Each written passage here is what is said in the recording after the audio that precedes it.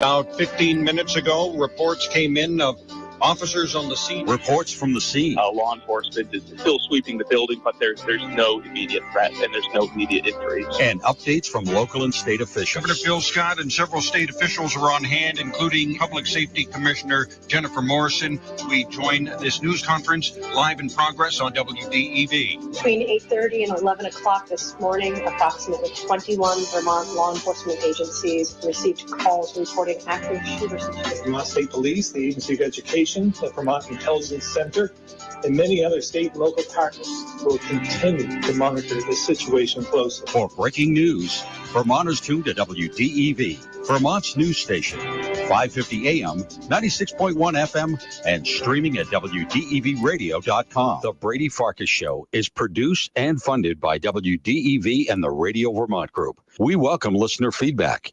Email your comments to WDEV@radiovermont.com. This is the story of a very special woman. Just a few knew about her superpowers. In a matter of seconds, she turned herself into a great mathematician. She masqueraded as a regular person at work, but as a superhero at home. Everyone knows her as Gabriella. I still call her Mom. Your hero needs you now, and AARP is here to help. Find the care guides you need to help, complete with tips and resources at aarp.org/caregiving. Brought to you by AARP and the Ad Council. The energy. So the barber trims my beard all nice, like an artist. Now, I didn't tell him to do that. I wanted the beard gone. So then I went home and shaved it off completely after I was done. I felt horrible. The passion. Rafael Devers is the biggest contract in franchise history. He needs to be a leader for this Red Sox team. The opinions on all your favorite teams. Are the Patriots close to playoff contention? Yes. Are they close to Super Bowl contention? Hell no. This is the Brady Farkas Show on WDEV AM, FM, and WDEVradio.com.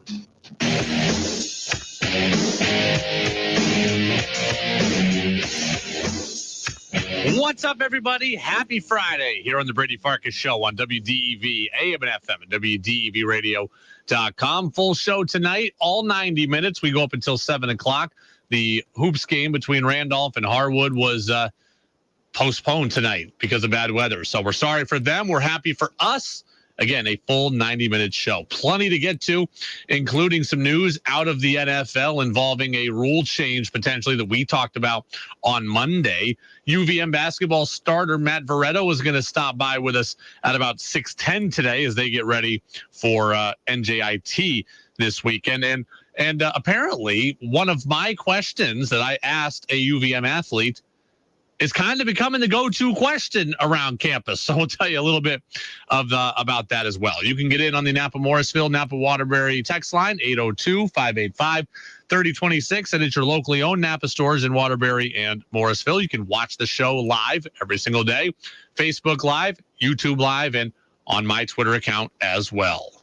5, 4, 3, 2, 1. And here we go. The opening thoughts on the Brady Farkas Show are brought to you by Sticks and Stuff and Swanton Lumber, Vermont's most complete locally owned home center with locations in Enosburg, Derby, Middlesex, St. Albans, and at Swanton Lumber. They're online at sticksandstuff.com. So this came out a few days ago, right? The Super Bowl ends, and immediately we have to get the odds for next year's Super Bowl. So the Super Bowl odds for next year are already out, right? The early odds. And the Patriots are listed as 50-1 odds to win next year's Super Bowl. For what that's worth, those are the 21st best odds in the league. So the betting people right now think the Patriots are in the bottom third of NFL teams in terms of Super Bowl chances. For what it's also worth, the bettors think, or the wise guys think that there are 11 AFC teams with better Super Bowl title odds than the Patriots. The betting sites think the Patriots only have better odds in the AFC than the Texans, the Colts, and the Titans, and the Patriots are tied with the Steelers. Like, that's where we're at right now. Now, we talked earlier in the week about certain things that I just don't care about. This is one of them. right? Full admission. I don't really care about this. Super Bowl odds that come out the day after the Super Bowl ends don't mean anything to me. We haven't had the draft. We haven't had free agency. We haven't seen where the quarterback carousel is going to spin. So by the time the season comes, these numbers will be irrelevant and we'll have a whole different set of numbers. So I don't really care about this. But it is interesting to know at least these 2 points. One, the Patriots clearly and evidently have a long way to go in terms of trying to get back to championship relevance. And two, the Patriots already have a quarterback and they're still thought of very low. That should be the thing that you take away from this. The Patriots are set at the quarterback position and the wise guys still think very lowly of them. You look at the teams that are thought of, in the same light or below the Patriots, they all have quarterback issues, right? So it makes sense that teams with quarterback flux would be low odds for the Super Bowl. The Patriots have a set quarterback position and they have low odds. That is what should bother you most. Look at the teams that are near the Patriots or under them.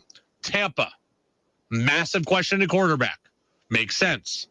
Pittsburgh, we know their guy is Kenny Pickett, but there are questions on him, and he's going into his first full year as a starter. Understandable that they're low. Seattle, quarterback question. Indy, quarterback question. Washington, quarterback question. Houston, quarterback question. All of these teams have quarterback questions, so it makes sense that they have low odds when it comes to winning the Super Bowl.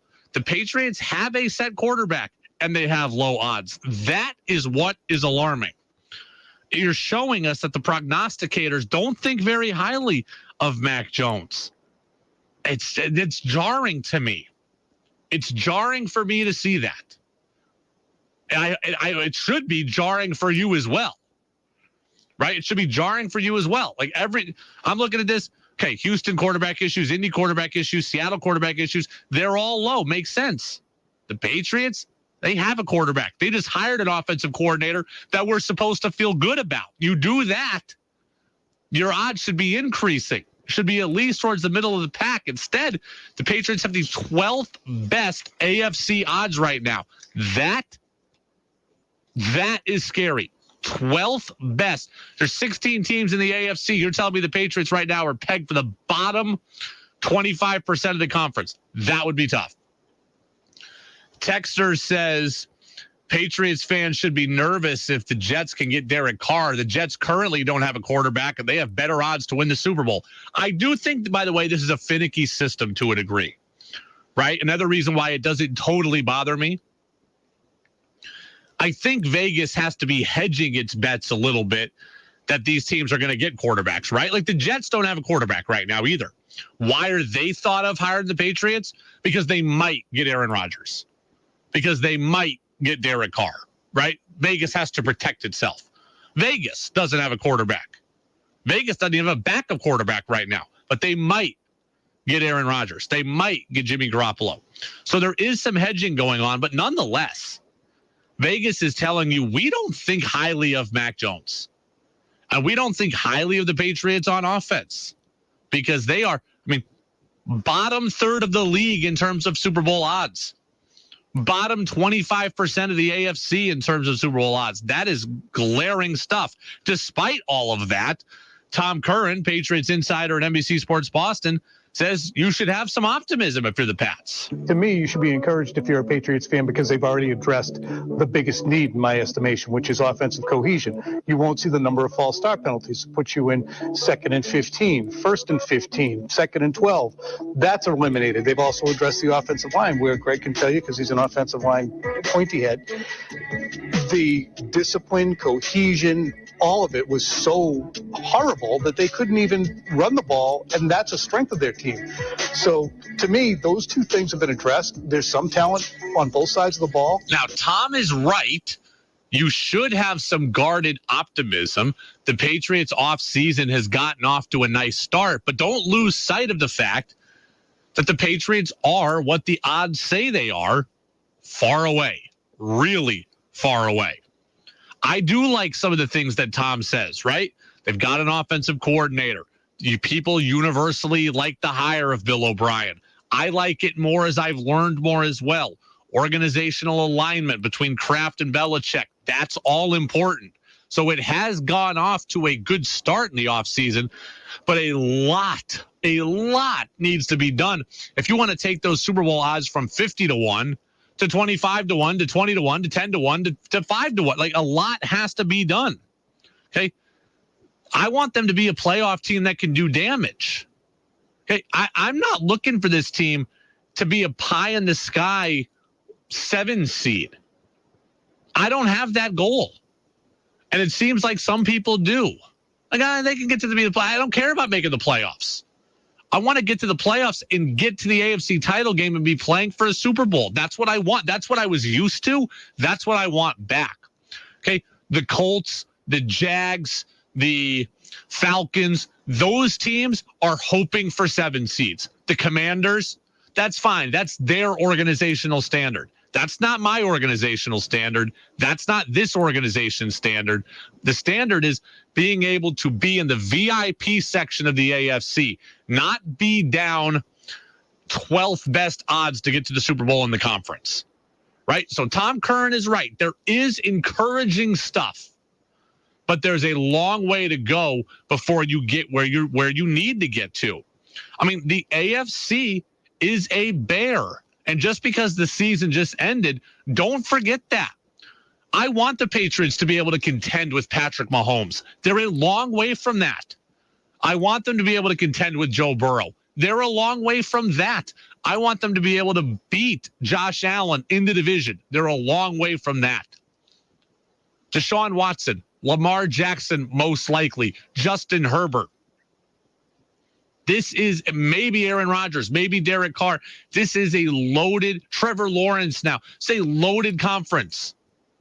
I see why the Patriots' odds are where they are and why they're thought of so lowly, but they've got to find a way to do a lot done this offseason to flip those odds on their heads. I mean, look, the Patriots are going to have about $34 million as of right now to spend because of the increased cap. They need multiple offensive linemen. Right? They need 5. They got 5 offensive linemen listed as free agents, including guys who played a lot like Isaiah Wynn and James Ferentz. Trent Brown is always a question. You want Mac Jones to succeed in 2023? You want to put yourself in the conversation that I want to get him an offensive line help and a running game. They need 5 offensive linemen right now to replace maybe 6. It's a lot to do. They need multiple wide receivers. They've only got 3, Devontae Parker, Tyquan Thornton, Kendrick Bourne. Myers, free agent. Aguilar, free agent. Now, can they bring back Jacoby Myers? Can they trade for a top flight guy like T. Higgins? Are they going to draft one at pick number 14? Lot to do there. Pass rushers, DB help, safety help. I don't know. Jabril Peppers and Devin McCourty are both free agents. So there's a ton to get done. So Tom Curran says, yeah, have some guarded optimism, and I do.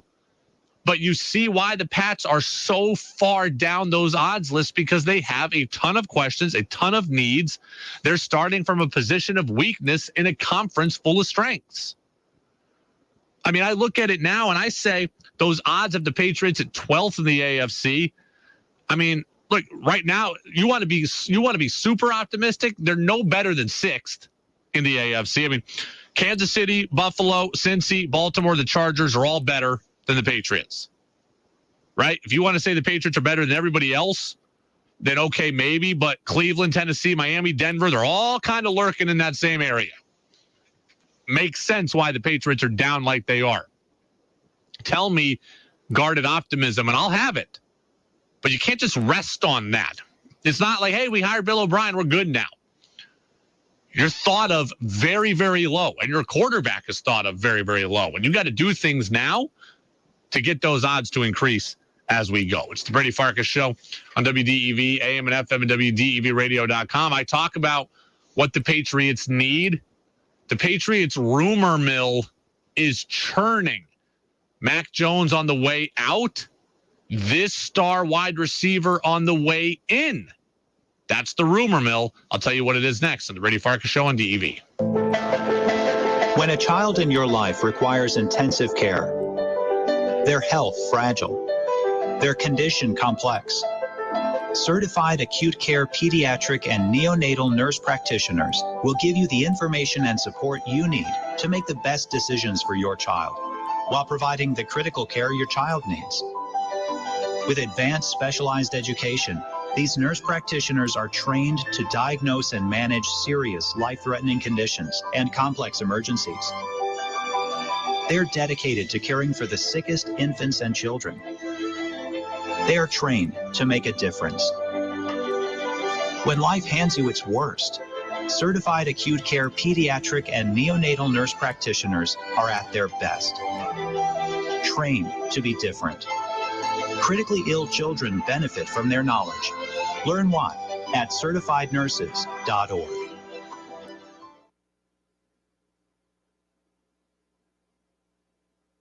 The Norwich University Cadets wrapped up the regular season Saturday afternoon with an overtime win at Elmira. Soaring Eagles haven't had much possession yet in overtime. That could change in a hurry, but here's Nagel shooting, and he scores! The Cadets win it 3-2 in overtime. The Cadets now head into the New England Hockey Conference Tournament with a quarterfinal matchup against New England College Saturday night at Kreitzberg Arena. Tune in right here for all the action. Cadets hockey on WDEV is brought to you by the Rock of Ages Quarries and Visitor Center in Barrie, rockofages.com. Northfield Savings Bank online at nsbbt.com. And Gillespie Fuels and Propane in Randolph, Northfield, and Waitsfield. Craig Durham and George Como have the call. Norwich and New England College, Saturday night, 6:35. Right here on the Rock of Ages WDEV Norwich Hockey Network, presented by Northfield Savings Bank. There are a ton of social networking websites, but one stands apart for a very special reason. This one saves lives. It's matchingdonors.com. Matchingdonors.com links organ donors with people in need of kidney and other transplants. In the U.S., 22 people die each day waiting for an organ transplant, most of them for kidneys. If you've ever considered becoming a living organ donor, or if you're someone in need of an organ transplant, visit matchingdonors.com, home of the greatest gift of all, the gift of life. Matchingdonors.com. The Brady Farkas Show now has an interactive text line, so reach out now at 802-585-3026. Now it's back to the Brady Farkas Show on WDEV AM, FM, and WDEVradio.com. Welcome back in, Brady Farkas Show right here on WDEV AM and FM and WDEVradio.com. The Patriots rumor mill is churning, okay? One, could the Patriots trade Mac Jones this offseason? Could the Patriots at least listen to offers on Mac Jones this offseason? So I'm watching NBC Sports Boston the other day, and they're talking about if Mac could get traded to the Raiders. And then just in general, Albert Breer's talking about if the Patriots will listen to offers on Mac. I mean, I think they would. Internally, I don't know if they see like this just massive gap between Mac Jones and Bailey Zappi. Like, I'm not saying they think that Bailey's as good as Mac, but there was some element of Mac doing or Bailey doing what he was being coached to do last year that I think gave Bailey the edge to some degree for a little while there. So Breer also added, kind of after that clip, that he didn't think great offers would come in for Mac. So there is a qualifier, but he does think the Patriots would listen if they were to get good offers. I will address both points of this, but first, I do not believe that Mac Jones is going to get traded to the Raiders. I don't believe the Raiders would want Mac Jones. Now, I totally understand that Josh McDaniels likes Mac Jones. I understand he enjoyed working with him. I understand they have a good relationship. I get that Mac is young and controllable for at least 3 more seasons. But the Raiders are not going to trade for Mac Jones. It's that simple. The Raiders can't trade for Mac Jones. The Raiders are kicking Derek Carr, a franchise pillar for like a decade, to the curb. They are kicking him to the curb because they want an upgrade. Mac Jones is not an upgrade from Derek Carr. Mac Jones is cheaper, all by a lot, so that is appealing, but he's not better. And the Raiders have a roster that requires better. The Raiders play at a division that requires better. The Raiders, they're not Super Bowl ready, but they have a roster full of stars. Devontae Adams, Darren Waller, Hunter Renfrow. They want to elevate that roster in the division with the world champions. They're not doing that with Mac Jones. If they don't think that Derek Carr can get that group to the promised land, then Mac Jones definitely can't either. Right? The Raiders are looking at the same thing the Patriots are. We got to compete in the conference with Buffalo and Cincy and Kansas City. And oh, by the way, Kansas City's in our division and Herbert's in our division. And now Sean Payton, a good head coach, is in our division. The Raiders need an upgrade on Derek Carr, and Mac Jones ain't it. The guy the Raiders need is simple. It's Aaron Rodgers. That's it. Aaron Rodgers is the upgrade from Derek Carr. That's what the Raiders need. They don't need Mac Jones. The Raiders are looking to compete with all that and get to the Super Bowl. Aaron Rodgers is the guy for them. He's got the relationship with Adams. He's got the ability to work with great receivers. He's still got a star quality to him. He's going to be received in a way that people are going to be more okay getting rid of Derek Carr in town. And he's got a star quality, which works for Vegas in general, the location.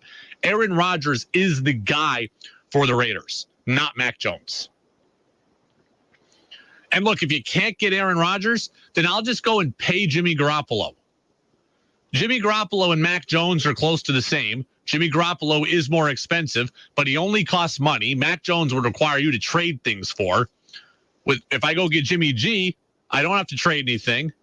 He's also got a relationship with McDaniels. He's at least been to a Super Bowl.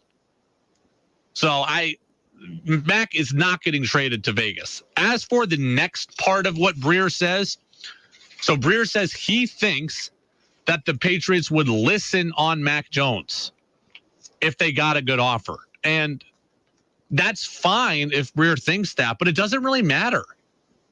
The Patriots, to me, they're just kind of stuck with Mac. And maybe that's okay, but it's going to be very hard for the Patriots to move on from him. Okay? It's that simple. I think the Patriots might want to listen too, but where exactly are they going to pivot to? Mac Jones is making $1 million this year in 2023. Where are you pivoting to? You're not getting Lamar Jackson. You're not getting Aaron Rodgers. You're not paying $60 million for Aaron Rodgers and trading things. You're not doing that. The guys on the free agent market. You think Geno Smith is $35 million better than Mac Jones? I don't. Do you think Derek Carr is $40 million better than Mac Jones? I don't. Do you think Daniel Jones is $35 million better than Mac Jones? I don't. So you're not just signing these guys and you're not trading Mac away and signing those guys. It's not happening. You're not getting a first-round pick high enough for Mac for you to go up and move up and get the guy of your dreams like C.J. Stroud or Bryce Young. That's not happening either. So you can't get up high enough in the draft. You can't sign a guy much better than Mac because they're all going to be way too expensive. And as for what Breer says about Zappe, really? Like, you might think that Zappe is close to Mac, but my goal is to win the division. My goal is to make the playoffs. My goal is to do damage in the playoffs. And Bailey Zappe is not doing that for me. Right? Like, if you don't think you can win with Mac, you're not going to win with Zappe. I think you're just kind of stuck with Mac at this point. Peter says Pats need to keep Mac one more year to find out if he's the franchise and because he has a history of working with Bill O'Brien. But they do need to find weapons for him via trade or free agency. Yes. And they will. I don't know that they will be the kind of weapons that we want, but they need to bring in people. They need to trade for Jerry Jeudy, trade for T. Higgins, draft a receiver at number 14. Surprise us with a trade for a wide receiver that we're not talking about. They need to do multiple things here, and they need to shore up the line. Texter says, it's way too early to talk about the Patriots. How about focusing on the Celtics and Bruins having historic seasons with first-year coaches? Okay. Well, the Celtics are at the All-Star break, so what would you like me to talk about there? Tatum's participating in the three-point contest. End of Celtics talk for the day. We've got Celtics talk coming at 6:20, by the way, but nonetheless. Tatum's in the three-point contest. Jaylen Brown might play on the All-Star game. Don't know if he should, given the facial fracture. And that's it. And the Bruins shut out the Predators last night. That was great. 5-zip. Power play was great. Love what they're doing with Jim Montgomery. Love the redemption arc for him. Bergeron, they're having sibling road trip time for the Bruins. I think that's pretty cool. Getting a chance to see everybody travel with their siblings. I saw Swayman with his sister and Marchand with his brother talking about, what Marchand was like growing up. And Bergeron, it's good stuff. It's good stuff, right? I mean, there you go. Like the Bruins won 5-0. Like what do you really want me to say about last night's game? If the Red Sox won a game, 12-0, would we spend an hour on it? Probably not. If they lost the game 12-0, we could probably spend an hour on it, but it's great for the team if they just blow everybody out. It's less great for sports radio. I mean, that's just the facts. 5-0 victories. If the Red Sox win every game 9-0, we're not going to come in. There's not going to be a whole lot to talk about. So, I mean, that's that. Here, Peter says the Patriots need to get Max some weapons. Here's a weapon that maybe the Patriots could go and get. Who is a free agent? Dan Orlovsky of ESPN. Odell Beckham. Go to your true love, the New England Patriots. Okay. Go to the dark side. I like with it. Bill Belichick, Bill O'Brien, Mac Jones. Turn him into a top 8 player. Make a Super Bowl run. And we all fall in love with the Patriots. Once again. That was a Valentine's Day spoof, but Dan Orlovsky says that OBJ should be a guy for the Patriots. And this one's really tough for me. Do you like the idea of Odell Beckham Jr. being a Patriot? 802-585-3026. This one's tough for me because I can make a case for OBJ to come to Foxborough, but ultimately, I have to pass. It is a tough pass, but ultimately, I have to pass. The Patriots do need weaponry. OBJ is not the guy, though. OBJ is 30. He's going to be 31 next season. He's now multiple major injuries deep in his career. I don't know that he's the guy that he used to be anymore. I'm sure there will be flashes of Odell Beckham Jr. that we know and love in 2023, but is he the guy that I can count on for 100 catches and 1,200 yards and 8 scores, 10 scores? No, I don't think so. No, I don't think so. The Patriots need a bona fide stud, and I don't think OBJ is that anymore. Justin Jefferson, DK Metcalf, Cooper Kupp, they need that. And I don't think OBJ can be that right now. I at least can't count on that. I mean, Devontae Parker's got questions about his health. Tyquan Thornton year 2 is going to be a question too. Somewhere the Patriots need some consistency and a guaranteed sure thing, and I don't think OBJ brings that. I've got to go and do one of two things if I'm the Patriots. Trade for an established stud who is that guy, Jerry Jeudy or T. Higgins, or take a chance on a guy in the draft. Right? OBJ is a risk, but he's a risk at 31 or 30 and almost 31 with health concerns. If I'm going to take a risk, I'd rather take a risk on a 22-year-old with 5 years of team control who's a lot cheaper with no health problems. So OBJ is just not the guy for me. I like OBJ, and I think he will help somebody. He's not going to be able to help me in the way that I need help, though. I mean, that's just the facts. He's not that guy anymore, and the Patriots need a guy to be that guy. Texter says, it is crazy how good the Bruins and Celtics are. There's no doubt about it. It's great how dominant the Bees have been. Odell Beckham Jr. did pronounce his respect for Belichick, but I don't know if he's a number 1 wide receiver anymore, though.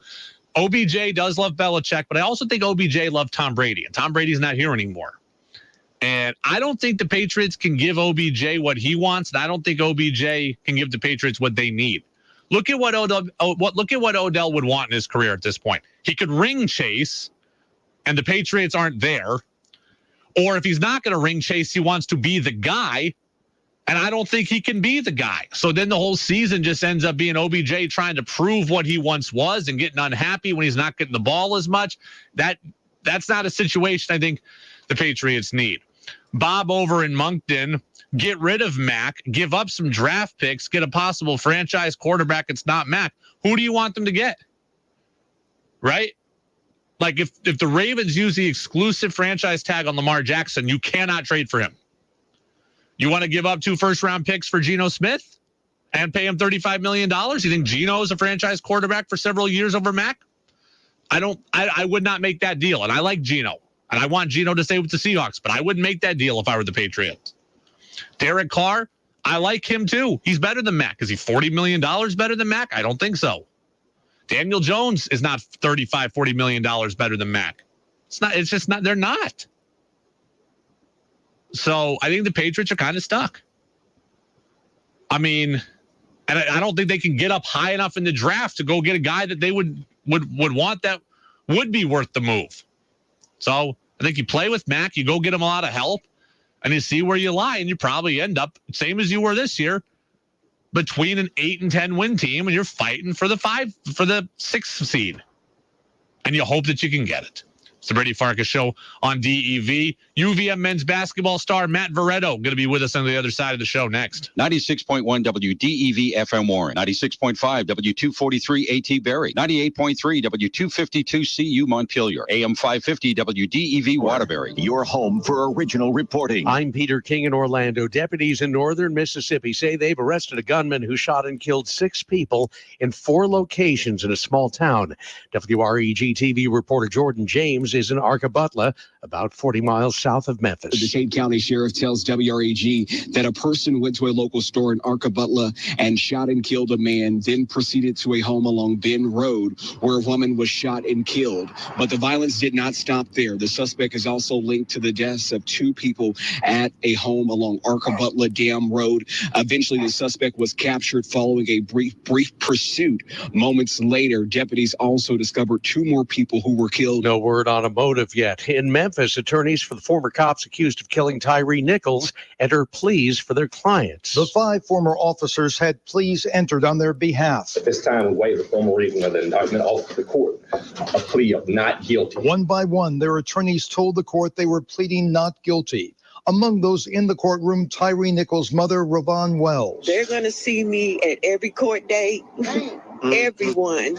Exactly. And until we get justice for my son. The officers are all charged with second-degree murder, aggravated assault, and aggravated kidnapping. Steve Futterman, CBS News. Ohio Governor Mike DeWine tells East Palestine residents their air and water are both safe 2 weeks after a train wreck and fire involving rail cars full of chemicals. We never thought that the municipal water was contaminated, but out of an abundance of caution, our Ohio EPA took samples which were analyzed, and they in fact came back and were shown to be safe. White House officials say they're working on new protocols that'll help the president determine when U.S. forces should shoot down unidentified objects after 3 shootdowns this past week.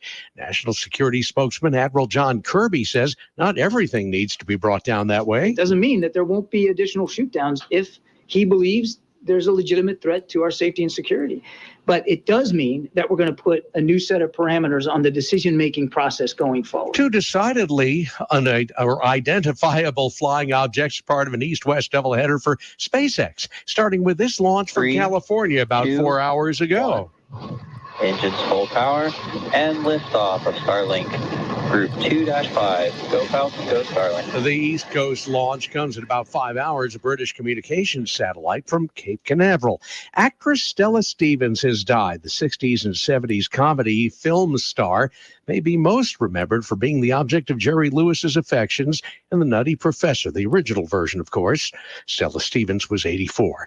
Wall Street, the Dow gained 130 points. NASDAQ lost 69. This is CBS News. I'm Martin Hoke, the inventor of Navage Nasal Care, and I love Navage. I've told you about how your nose is the body's air filter, that Navage's powered suction will help flush out allergens, viruses, mucus, and germs, and that Navage will help you breathe better. But what do other people say about Navage? Like Tara, quote, "My doctor wanted me to do saline rinses for my allergies, but I've never been able to successfully use a neti pot. Navage uses suction power, so it's foolproof. There are nights when I'll have particularly bothersome allergies. I'll bust it out, and the results are immediate. It's such a relief. It's become a lifesaver," unquote. She's one of over 100,000 online reviews praising Navage, the all-natural solution trusted by over 3 million people to help you breathe better, sleep deeper, snore less, and stay healthier without drugs. Navage is available at Walmart, CVS, Walgreens, Target, Rite Aid, and online. Navage, Navage, clean nose, healthy life. Microsoft is looking at toning down its artificial intelligence chatbot. CBS's Tom Foti explains why. There are interesting artificial intelligence results from Microsoft's newly revamped Bing search engine. Some of it apparently very artificial. Seems the Bing chatbot can write recipes and songs and quickly explain just about anything it can find on the internet. But it doesn't take kindly to being messed with, meaning insulted, reportedly sometimes responding with insults about users' looks, reputation, or comparisons to Adolf Hitler. Tom Foti, CBS News. Sunday's Daytona 500 kicks off NASCAR's 75th season. There's a long list of great drivers who've never won the so-called Super Bowl of racing. For example, Kyle Busch, two-time Cup champion, who says winning the Powerball may be easier. Other offers, Kyle Larson, 0 for 9, Martin Truex Jr., 0 for 18, and Brad Keselowski, who's missed the mark 13 times. Peter King, CBS News. I'm Martin. Think you know sports better than Brady does? Text in with your thoughts at 802-585-3026.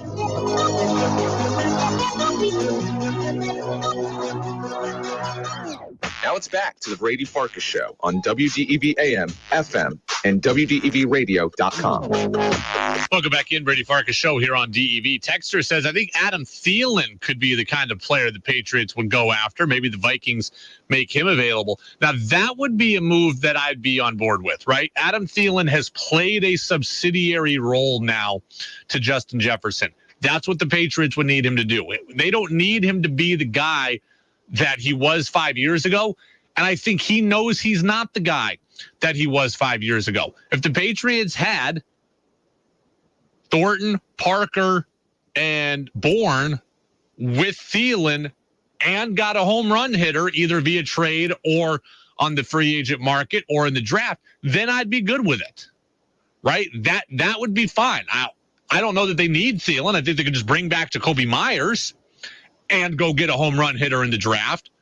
But I just don't think OBJ is a fit for them because I think OBJ wants to be featured. Like, I think he'd be a subsidiary guy on a team that's headed for a Super Bowl. Like, if he went to Kansas City or Buffalo or Dallas or San Francisco, I think he'd be okay being behind, Debo or Stephon Diggs. Or if he went to Minnesota to replace Thielen being behind Jefferson, I think he'd be okay with that.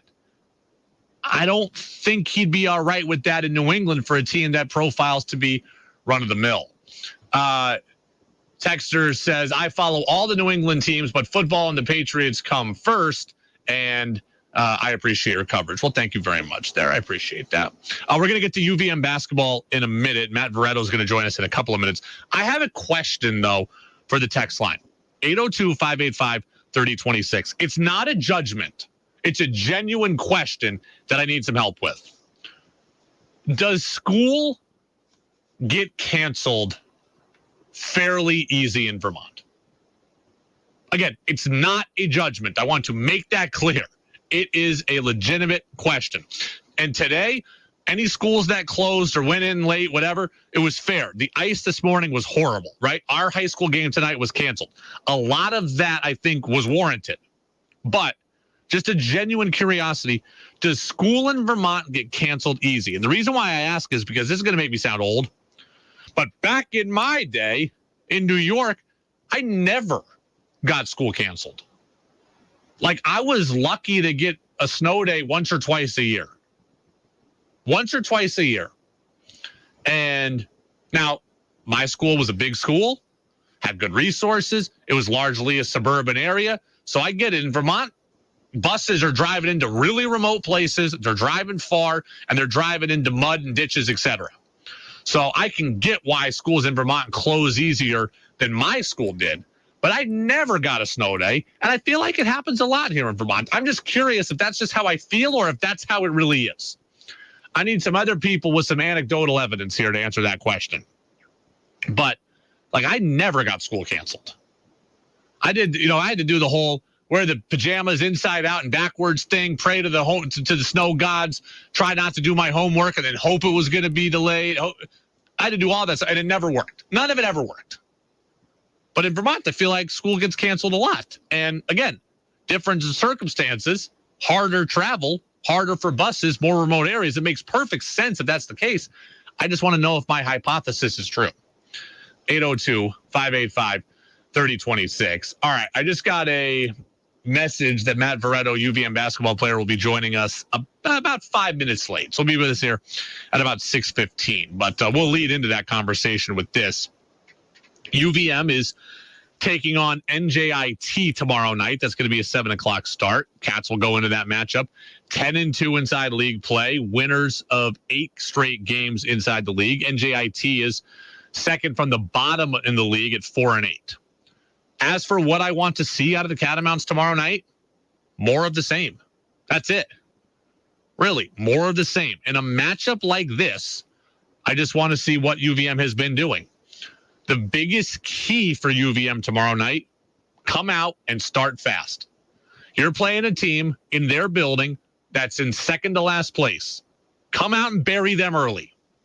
You let a team stick around, well, that's when you have problems. You come out and bury a team early, you won't have any problems. If UVM gets up in this game 7-2, and then all of a sudden it's 11-4, and then it's 18-7, and then it's 25-11, the game is over, and UVM can be on cruise control.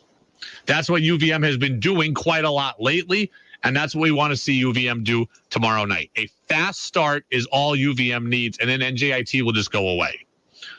Catamounts should win this game by 12 to 15 points at minimum, right? 12 to 15 points at minimum.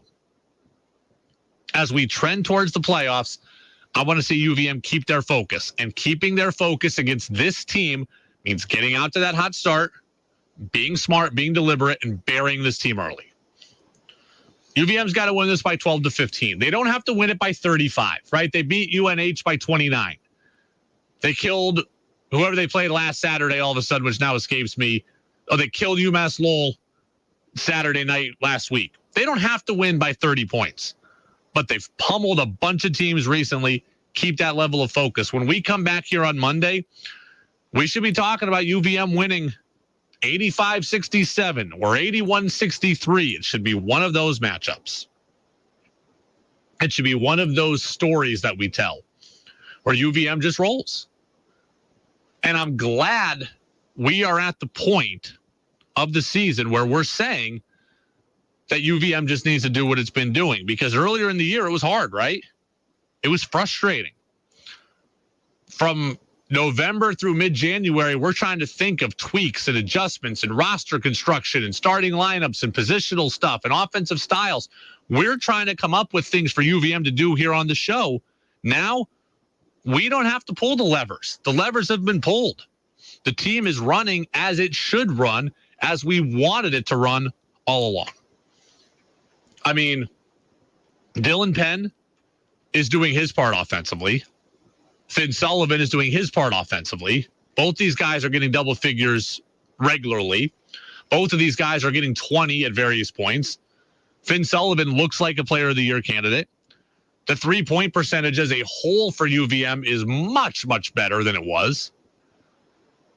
You remember the first month of the season, we're talking about UVM, being the 275th best 3-point shooting team in the nation. Now they're 144th. They are in the top half and then some of best shooting teams in the nation. That's a huge change, and that's a huge difference. Just keep doing what you're doing. Right? You hit shots like that, you get these veterans leading the charge in scoring, your defense looks better, your rebounding issues are not as large because, one, you're making a lot more shots. You don't have to offensive rebound. Just keep doing what you're doing. and UVM will be fine. And if UVM does what it does, it's going to end up with the number 1 seed in the conference tournament. And with that, you will have the chance to win another conference title on your home court at the beginning of March, second weekend of March. That's what you want. That's what you play for. And that's where we're at. Catamounts and NJIT coming up again on Saturday night at 7. Texter says, on the school thing, I think because Vermont schools are so rural and because officials are more cautious, it makes for sketchy driving conditions, so it's better safe than sorry. In my day, it was difficult to get snow days, no question about that. See, I think the texter is right.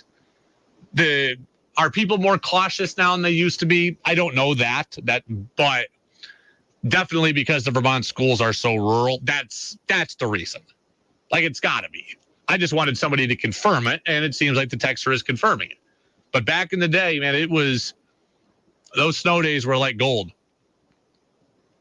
Snow days were like gold. I remember, man, I did all kinds of things, right? I'm staying up late playing video games, blowing off my homework, just praying. I'm looking outside starting at 9 o'clock at night, wondering, okay, did the storm hit too early? Is it not going to hit? Is it going to be a dud? Am I going to have to go to school? Is it going to be a 1 hour delay? Is it going to be a 2 hour?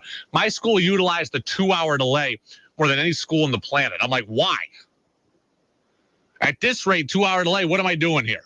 24-minute gym class, 24-minute lunch, 24-minute study hall. What are we even doing? Just give us the whole damn day. And they hardly ever did it. So, but I do hope everybody was safe today. I know a lot of schools had something today. And again, no game tonight for us between Randolph and Harwood, which is unfortunate, but glad everybody's safe. All right, we've got Matt Veretto now. And Matt Veretto is one of the starters for the UVM men's basketball team, starts at forward for them. He's averaging about 8 points per game. And he is a great story, right? You've heard some of this throughout broadcasts on ESPN Plus throughout the year, right? Played at Delaware, couple of years off, playing intramural pickup ball, now starting at UVM. It is a great story. But he is much more than a great story. He is a major driving force in why this team is in first place in the America East and why they have won 8 consecutive games. And he's with us now, Matt Veretto on the Brady Farkas Show. Matt, thanks for being with us. How are you? Good. How are you? I'm well, and I appreciate you being with us. I mentioned that you are a great story, but you are more than a great story as well. I called you the biggest surprise on this team the other day just because you were such an unknown coming in. What were your realistic expectations coming into this season? Honestly, I was just hoping to make some sort of impact, whether that was in practice, encouraging the guys, just being a loud voice. It wasn't a huge expectation on the playing side, just knowing that I hadn't played at this level in so long, and just seeing the summer adjustment. It was a big adjustment, especially defensively. So I wasn't expecting a lot, especially as far as playing time, but it's worked out better than my expectations, especially, as a team, being in first right now, obviously want to keep that. So, overall expectations have definitely been exceeded. So that's been great. Was the biggest adjustment for you just that on the basketball side of things, some of the schematic stuff, or was it conditioning, back into a routine, that kind of stuff off the court? Yeah, it was a little bit of both. I think they kind of played hand in hand, though. They had me do a conditioning test when I first got here, and I didn't do great. So I would say the conditioning piece definitely affected the defensive side, but the defensive side was really it was really obvious when we got here that I hadn't guarded Division I player in a while. So it was definitely an adjustment on that side. But yeah, the conditioning didn't help on that side. So it was definitely an adjustment. Give me the official rundown of it all. Did you play 1 year at Delaware and then 3 years off? Yeah. So I played the 2018-19 season at Delaware. That was my freshman year. And then I took 3 years off, and I was just kind of playing pickup, playing intramural basketball at UConn. It's crazy because I think that might be the biggest kind of craziness in this to me. We see this at the pro level, right? Guy plays for 5 years, gets hurt for 2 or 3, comes back. He's had a lot of experience. You only played 1 year of college basketball and are now coming back and contributing at this level. I think that might be the craziest part of all of this to me. Yeah. I think just taking a few years off, the more years off you take, the more of an adjustment it is. So sometimes I wish I only took 1 or 2 years off, but I'm glad I made this decision for sure, and it's been nothing but great. So what made you leave Delaware or leave college basketball the first time around? It was definitely one, like the personal issue side of things. Definitely a lot of mental health stuff going on, just mostly stuff outside of basketball. But I just felt like at that point it wasn't smart to continue at that current point. But then when I started to realize that I was entering the adult world after graduation, had a job lined up, it kind of made it more real for me. And knowing that there was a chance that I would have 2 years of eligibility left, I really just wanted to take a shot at it. And these guys gave me a chance. I'm so glad they did. So it ended up working out really well. You put your name in the transfer portal. You end up at UVM. What brought you here specifically, and where else reached out, if anyone? Yeah. So when I entered the portal, there was like 2 days left on the timeline to enter. So it was really last minute. But the only Division I school that reached out was Vermont. Obviously, a lot of D3s come in and a few D2s usually come in just throughout the normal recruiting process. But when they called, I kind of lost my breath a little bit. I saw it because I had known Coach Schneider from high school recruiting. Yeah. So when I saw that name pop up on my phone, I was like, whoa, like I was kind of shocked. But yeah, they reached out and I ended up coming on a workout like 4 days later up here, just to test, the conditioning. And I don't know if you've heard that didn't go so well. It wasn't great, but they were basically the only Division I school that reached out and they were willing to give me a shot. So it was amazing. UVM starting forward Matt Veretto with us here on the Brady Farkas Show on WDEV, AM and FM, WDEVradio.com. Catamounts taking on NJIT tomorrow night. What was it like for you, the non-conference portion of the schedule, the whirlwind that you guys played, and you personally are just getting back into it, and here you are traveling the entire month of November and early December. What was that like? It was an experience for sure. At least my freshman year, I didn't travel that much, and we played a really tough schedule. I don't know what it was. Ranked in the country, whatever it was, but we were playing tough teams on the road in the Bahamas, Southern California. So we were really everywhere. So it was definitely an experience, and it was different for this program to see. They always play really good non-conference schedules, but to see that level on top of traveling was definitely a little bit of a surprise, and it was an experience though, to be able to travel that much and fly around the country is pretty cool. For you as a new guy, as a grad transfer, what was your mindset coming in terms of, I'm sure part of you wants to show yourself off and prove yourself. The other part of you might not want to step on toes from a place that's been good in the past. So how did you kind of balance what you were trying to do when you got here? I think the biggest thing was just like listening, trying to soak everything in like a sponge, knowing that this program is just a complete winning culture, and I haven't experienced that. And my high school team was a winning culture, but not at this level.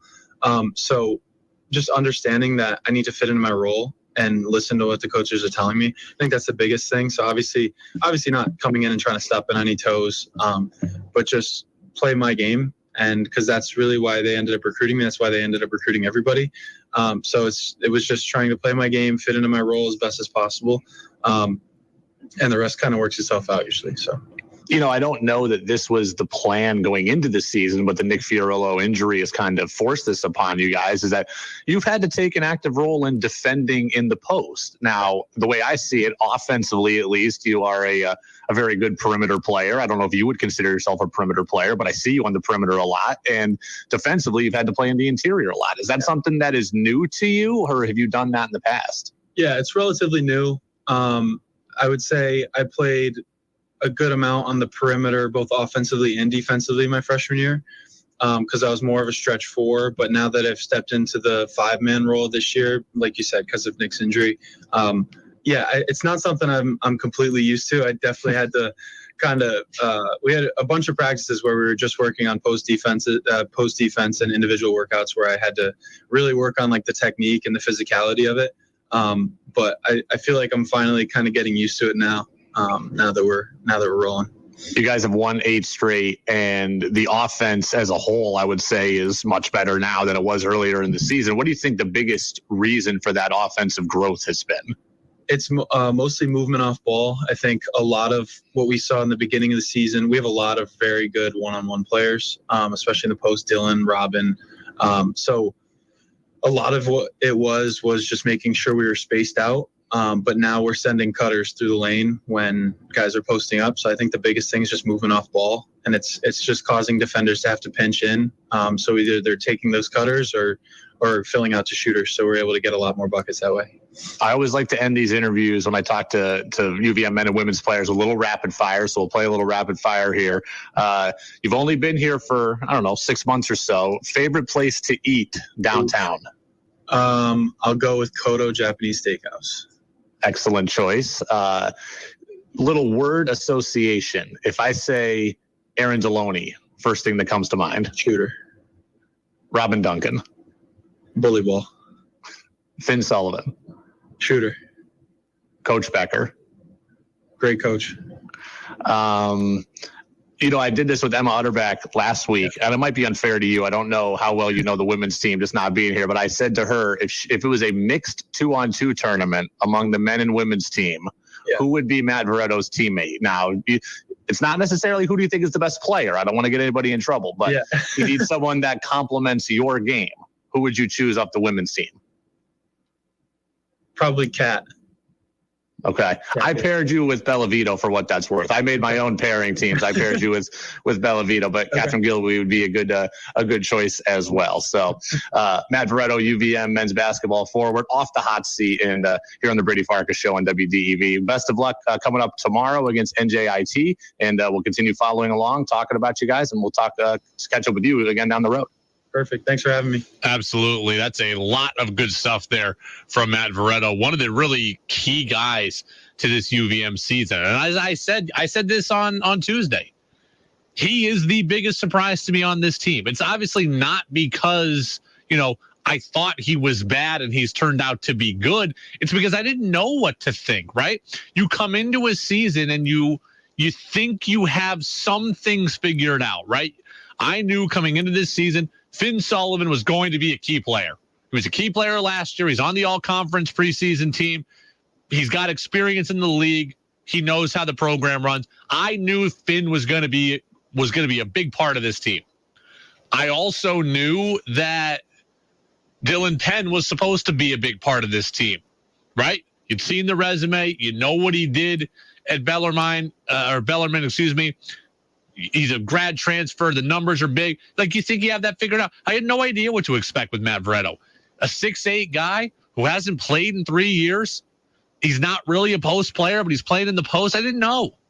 He's been excellent. There's been like 3 or 4 games this year where he's going on his own personal 7-0 run to start a game. He's been critical for this team, and he's been excellent. And it really is. It's one of the best stories in college basketball. It's one of the best stories out there, period. Like, this isn't easy. I know people look at it sometimes and will say, UVM, it's the America East, and how good is it really? It's Division I college sports, and when you take 3 years off from it, it's not easy to get back. And he's done it, and he's done it really well.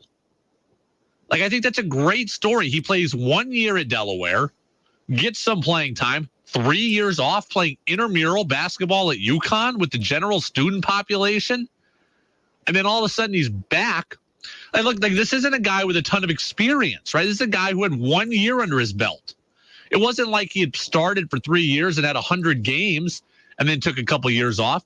He played 1 year, freshman minutes, 3 years off. And all of a sudden he's starting on a team that has a very high likelihood of finishing in first place and getting to the NCAA tournament. That's an incredible story. And he's not just a bit part of this thing. He is a huge part of this thing. I mean, what he does and what he brings energy, rebounding down low, defensive ability in the paint, 3-point shooting, the ability to stretch the floor, a nice lefty stroke. He's a very good player. And he's an integral part of what UVM does. And by the way, that 2-on-2 question is becoming quickly my favorite question I've ever asked anybody. So if you missed this last week, we had Emma Utterback on from the women's team, right?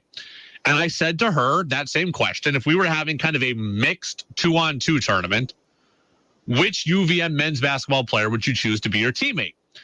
And she said, maybe Aaron Deloney, maybe Finn Sullivan. Well, now, it kind of got to me on Twitter that the team is having some, the players are having some interaction about this topic. And then NBC5, our friend Jack Main, he was talking to Deloney today, and he asked Deloney the same question. He's like, hey, did you hear what Utterback said about you? I think it would depend on what other two we're playing against. I'll probably pick Emma too, just because, she's quick, gets buckets, kind of similar to me, like she said.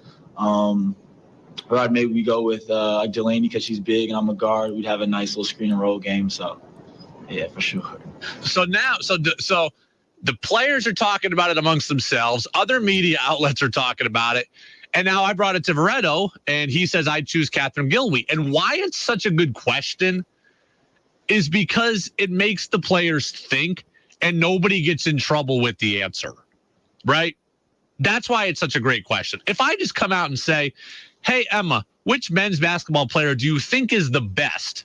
That is a no-win situation, right? She's in a position to upset her friends, tension. No, that's not good for anybody. Conversely, if I say, hey, Matt Veretto, who's the best women's player? Same thing. You don't want that. But if I ask you, or if you get asked, which player would you play with? That makes you think, because you're like, okay, well, who fits with my game? And that's what it's about. And that's why it's a good question. And they all kind of have different answers, right? Deloney's like, I could go with another scorer who's athletic like Utterback, but Utterback isn't very tall. So then he goes with Delaney Richardson, who is a big player, is a forward, and says, okay, maybe I'll be better that way. Veretto's looking at it like, hey, I'm 6'8". I'm going to go with the point guard, Catherine Gilwey.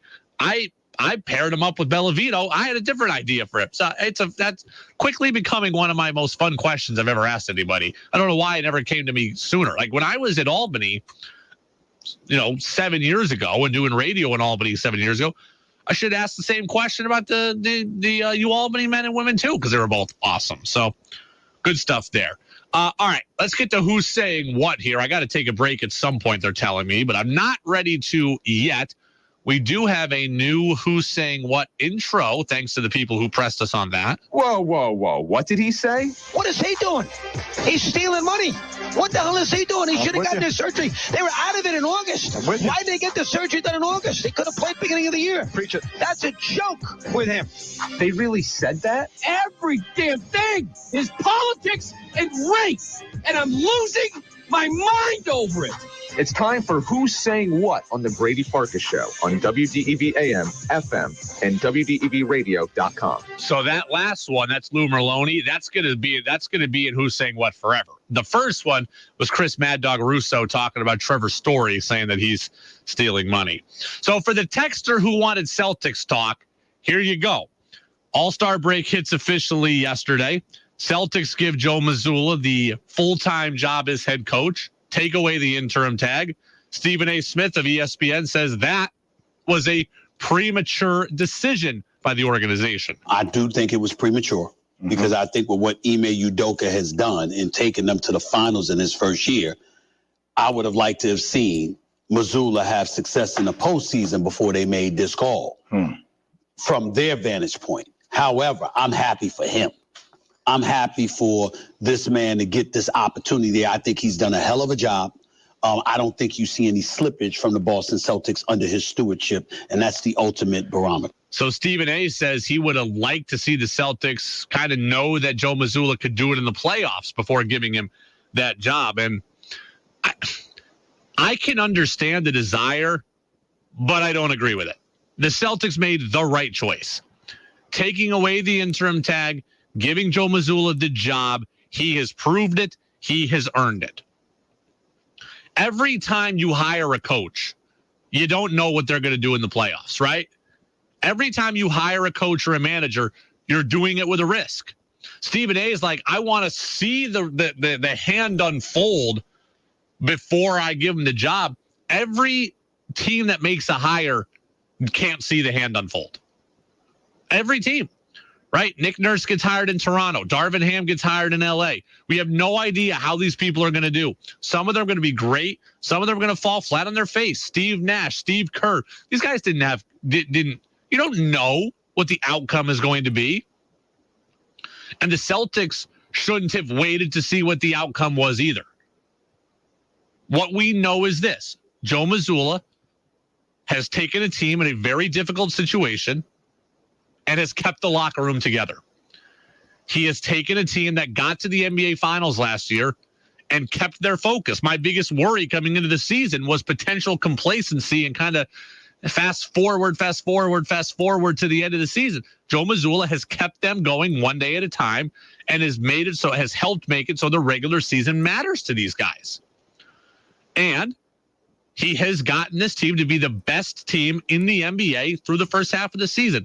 That is a guy who deserves the head coaching job.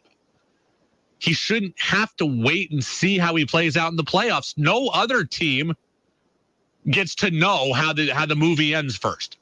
When you make a hire, you're taking a risk, right?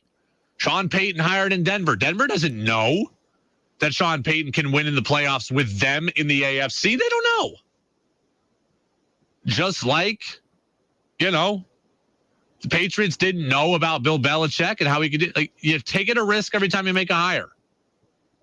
You don't get to see how the movie ends. You just have to take a chance and hope that it's good. And then if it's not good, you deal with it afterwards. If Joe Mazzulla flops in the playoffs, then the Celtics can handle it after the season if they want to. And they can fire him if they feel like it. And we'll criticize him for that. But he deserves the job. He's earned the opportunity. He's earned the right. It's the Brady Farkas Show on WDEV, AM and FM, and WDEVradio.com.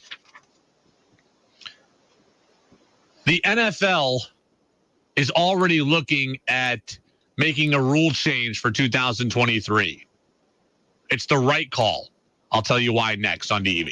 The WDEV studio is sponsored by Sticks and Stuff and Swanton Lumber, Vermont's largest independent home center, powered by Marvin Doors and Windows. Go to sticksandstuff.com for store locations and hours. While Vermont has weathered the pandemic relatively well, COVID-19 infections are still occurring, and many Vermonters are still unboosted, leaving them more susceptible to severe infection. Also, doctors are reporting a new, even more infectious variant circulating in the region and across the country. Every Saturday from February through April, from 9 to noon, the Health Center in Plainfield is hosting free vaccine clinics for the general public, and no appointment is necessary.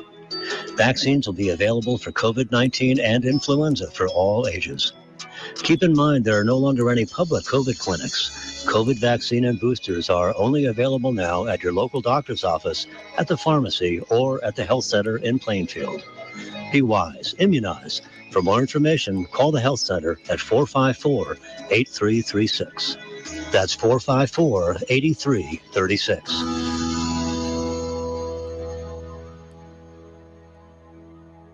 Rise and shine with WTEV Sunday mornings. Begin the day at 6 with Joel Nasman and 2 hours of classical music, followed by the Takeout with Major Gary. A casual discussion of politics, policy, and pop culture. Then it's Jane Pauley and CBS Sunday Morning with stories about the arts, music, nature, and entertainment. The morning concludes with Sunday Morning Swing Time, an hour of swing tunes.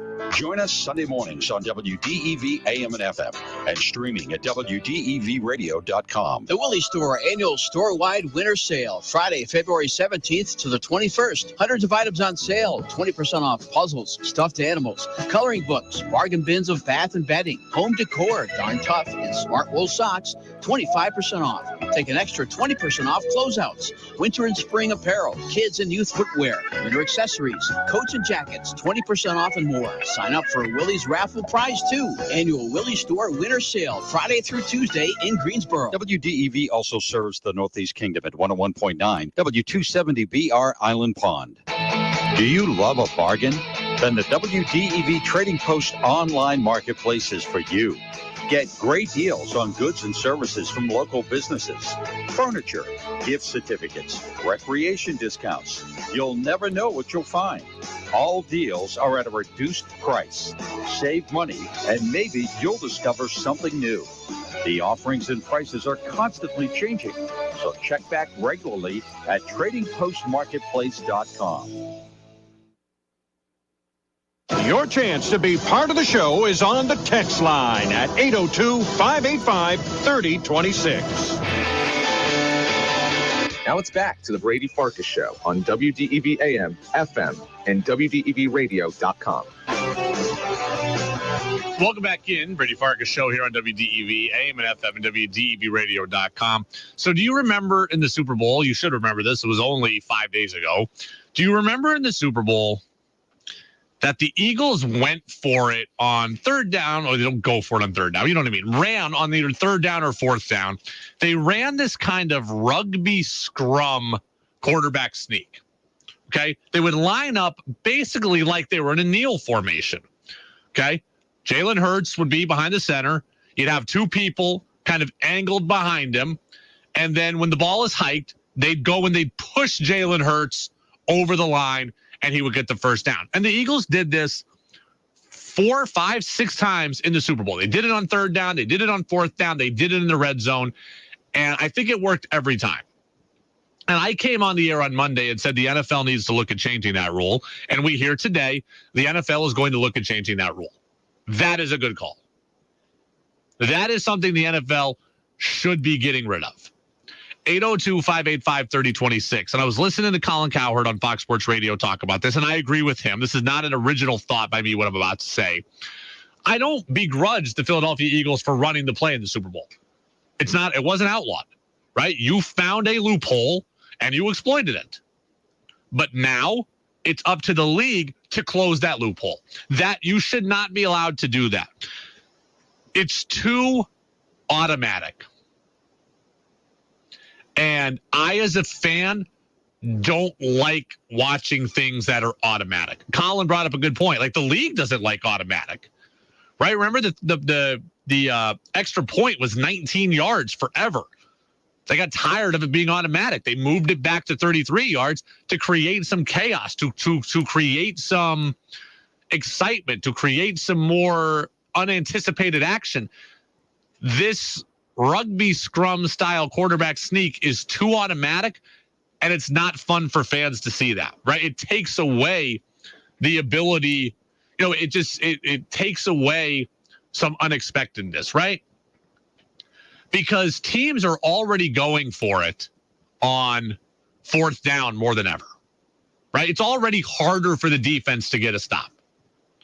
So now, if it's 4th and 2, 4th and 1, teams are just going to go for it all the time. That's going to be even harder to play defense. That's not something that I want, right? You look at it, the offense has the advantage in these short yardage situations. They know where the ball is going. Their players are facing forward and have forward momentum. It's the running back or the DB or the QB gets the ball. They have forward momentum. They already have the advantage. You throw in two people pushing the ball carrier in the back, the weight limit just becomes too much. Too hard to play defense. I don't want to see that. I want to know that a team still might have to punt. I want to know that a team still might be punished for going for it on fourth down. 4th and short now, too automatic. Not interested. I want to see my teams be able to get stops. Right? Like, there's one of two ways to handle this. Either outlaw this or make it 15 yards to get a first down, but that would throw out the whole field. Right? Make it 4th and 15. Make it 1st and 15. Now it becomes harder to get a first down. You want to then go for it? Like, that would make it a 1st and 15 would give the defense an advantage. Then if you want to do that, then you can have your rugby scrum 4th and 1 because it's harder to get to 4th and 1. But I don't think the league has any interest in doing that. Right? 10-yard increments work really well for the field. So you don't want to do that? Then get rid of this rule. As we talk about the competition committee and all that, and we work through the off season, that's not something that we need. So I'm glad. Props to the Eagles for figuring out a way to do it. but now it needs to go. Now it needs to go. It's the Brady Farkas Show on WDEV, AM and FM, and WDEVradio.com. Speaking of manipulating the rules, I got to find it in the archives here. I think it was a couple of days ago. Chaim Bloom, the Red Sox chief baseball officer, was at spring training, and he was talking about the Red Sox trying to find loopholes in the new shifting rules. And, man, where is it? It's got to be on Wednesday's audio sheet here. Trying to find it. Apologies for that. Talking about, here you go. Talking about the Red Sox trying to find loopholes and advantages in the new shifting rules. Yeah, that's something I've talked about a little bit, is I think the mindset we need to have around these rules. When they were starting to be talked about last summer, you would see a lot of guys talk more in terms of what the rules were going to do to them, or that's, in any case, how the questions usually were phrased. And for me, we have to look at how we're going to win within this system and what advantages we can create. I think our coaching staff is really well equipped to do that, just with the baseball minds we have on the staff. I don't want, like with the NFL, I don't want to see teams exploit the new rules, right? I don't want to see this. I want to see baseball look like it did when we all grew up playing it. That's what I want. Okay?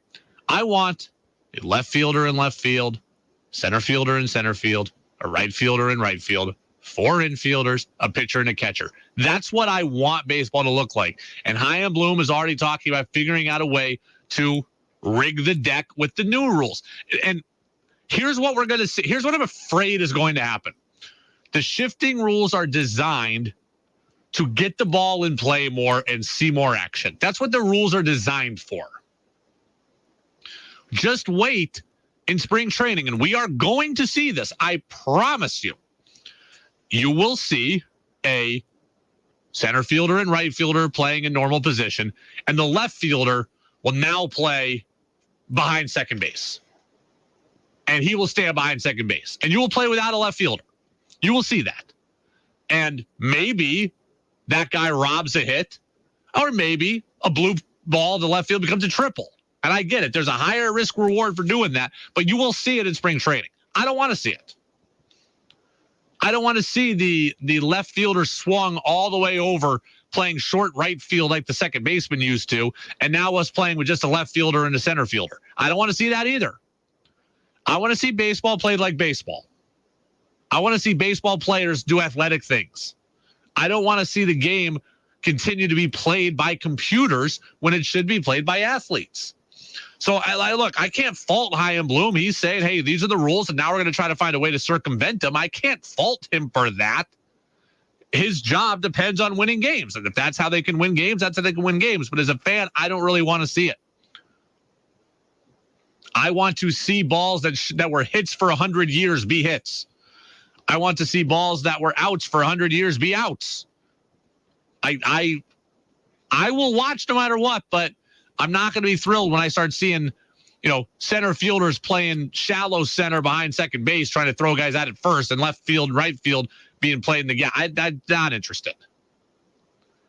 Again, Bloom says we're going to try to find ways to game the system. I get it. It's just not really. The rule is intended to make baseball look like baseball. I hope it continues. I hope the league finds a way to eventually crack down on circumvention of the rules. It's the Brady Farkas Show on WDEV, AM and FM, and WDEVradio.com. Sticking on baseball, when we come back, the Red Sox make an incredibly tone-deaf decision. I don't know why. That's next. We're extending the push it, pull it, or tow it sale here at Lamoille Valley Chevy. Tell them, bro. Folks, after a really strong January here at Lamoille Valley Chevy, we have decided to extend our push it, pull it, or tow it sale into February. Being one of the highest volume Chevy dealers in Vermont means we have a ton of new trucks in stock, but it also means we get a lot of very nice trade-in. Right now, our 7-acre lot is loaded with a ton of one-owner, low-mileage, late-model cars, trucks, and SUVs, and I have instructed my entire team to do whatever it takes to make deals. Right now, you can push it, pull it, or tow any single trade to Lamoille Lamoille Valley Chevy and get a $1,000 minimum trade allowance toward any new truck or SUV on our lot. Or triple your savings and get a $3,000 minimum trade allowance towards any pre-owned vehicle in stock. Many of these Lamoille Valley Chevy pre-owned cars, trucks, and SUVs are certified pre-owned and come with a better-than-new 100,000-mile warranty on top of a guaranteed minimum trade allowance of $3,000. So get to the Push It, Pull It, or Tow It sale happening now at Lamoille Valley Chevy, just past Stowe and Morrisville in the beautiful town of High Park, Vermont. And remember, at Lamoille Valley Chevy, we know price matters. Don't have time to stop by a bank branch? At Union Bank, you can open an account online in less than 5 minutes. It's easy, and they offer several personal checking and savings account options. Visit ublocal.com. Union Bank, a Vermont institution since 1891. Member FDIC. Are you looking to get rid of your used mobile home? Here at Fecto Homes, we don't just sell new mobile homes, we also buy used. If you have a used mobile home that you are looking to sell, we can either accept it as trade and apply the value to a new home with us or purchase it outright. We offer fair prices and quick removal of your mobile home. So reach out to us for a quote today.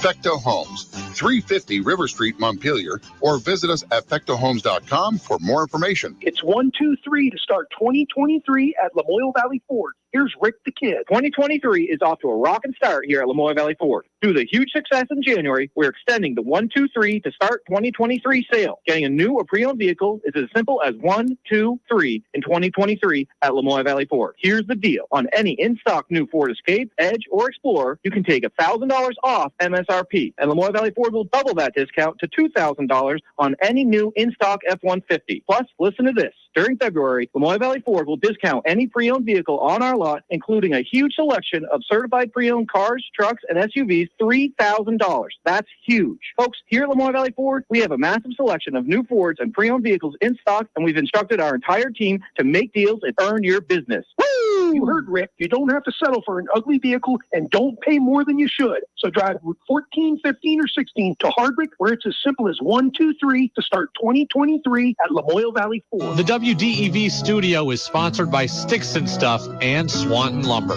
Vermont's largest independent home center, powered by Marvin Doors and Windows. Go to sticksandstuff.com for store locations and hours. Make your opinion heard by texting onto the Brady Farkas Show at 802-585-3026.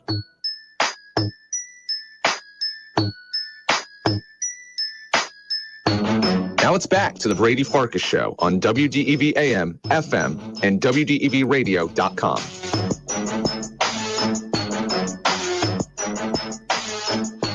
Welcome back in, Brady Farkas Show here on WDEV AM and FM and WDEVradio.com. We are just a couple of minutes away from Jazz with George Thomas. Jazz with George Thomas today goes from 7 until 9, and then it's Eye on the World with John Batchelor. So no high school hoops tonight. Remember, if you're here for Randolph and Harwood on the boys' side, that game was postponed tonight because of the weather. So we will be back on our high school hoops front again on Monday. We got hoops almost every day. Yeah, every day next week. We're going to have boys hoops on Monday, and then we're going to have girls play down games Tuesday, Wednesday, Friday, and another boys hoops game on Thursday. So we're going to be off the air 6:45-ish every single day next week. So we enjoy our full show together here today. Red Sox made an incredibly tone-deaf move. I don't know if you saw this because we didn't really have a show yesterday, but Justin Turner is going to wear number 2 with the Red Sox. And not only is Justin Turner going to wear number 2, the Red Sox offered Justin Turner number 2. That is incredibly tone deaf and incredibly problematic. Justin Turner is a good guy. He's going to be a good leader for this team. He should not be wearing number 2, and he certainly shouldn't have had it offered to him. The Red Sox, number 1, it's an insult to Xander Bogaerts. I get it. The number's not retired, but it very well probably should be later in life. Xander Bogaerts, you might want to retire that number. He very well might go into the Red Sox Hall of Fame. He very well might go into to Cooperstown, and you have decided to give his number away like it was nothing right away.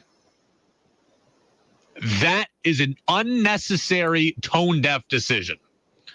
If you want to give it out in 4 years, then maybe. But right now, the body is still warm on Xander Bogaerts' career with the Red Sox, and you just really insulted his legacy in Boston.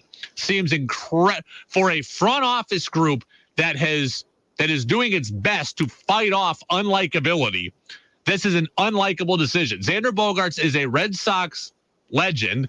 He's a lot of kids' favorite players. They're crushed that he's not going to be there. You didn't do your proper job in trying to get him re-signed, and now you insult everything that he did by giving away his number right away. That is an unnecessary decision, and it's an unnecessary PR disaster. Did you really need to PO the fans, and did you need to run the risk of POing Bogaerts? If he goes into the Hall of Fame, you want him wearing a Red Sox hat. And now you don't want to create any bad blood, and you might have. Not worth it. And oh, by the way, Jerry Remy also wore number 2, and you spent all of last year with a Remy patch on your arms, doing Remy ceremonies of his life. Remy, who played for the team, who broadcasted for the team, and now you're hurting his legacy too. You spent all year last year honoring Jerry Remy. You screwed his legacy here, and you screwed Bogaerts' legacy. All for what? All for what? Justin Turner loves number 2. He very well might have asked for it, but you didn't need to certainly go out and give it to him on your own. And I spoke with Buster Olney yesterday, even though we didn't really have much of a show, and he was flabbergasted by this decision that the Red Sox made. I mean, Buster was beside himself. He said the Red Sox asked him to wear number 2, not the other way around, because sometimes players will go in without knowledge of, the history of a team and will ask for a particular number.